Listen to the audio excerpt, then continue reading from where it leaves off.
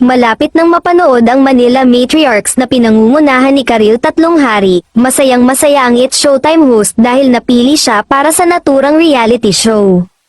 Nakakatuwa at medyo interesting to see how our different points of view are and where we are in our career and our family lives, pagbabahagi ni Karil sa ABS-CBN News. Bukod sa pagiging noontime show host ay ipakikita rin ng aktres sa bagong programa ang iba't ibang kaganapan sa kanyang buhay. Then theater syempre, I guess our music as well. It's hard kung papapasukin mo ako kunyari sa ibang reality show, hindi ko din alam, parang every time they ask me why are you doing this, sabi ko I don't know, and I would never say yes but I did somehow, nakangiting pahayag ng singer-actress.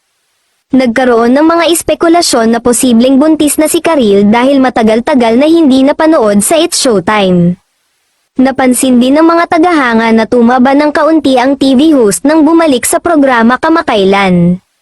Nakaliw ako dahil sa Little Shop of Horrors, hindi alam ng lahat na kapag gumawa ka ng isang dula, ang ibig sabihin ng Tech Week ay halos nakatira ka sa teatro, you're wearing the warmest clothes kasi aircon, at nagpapasalamat din di umano ito sa Showtime ay naging napakabait sa kanya at binigyan at pinayagan siya na mag-leave. Siguro nagtataka ulit yung mga tao bakit mawawala ulit ako, paliwanag ng It's Showtime host.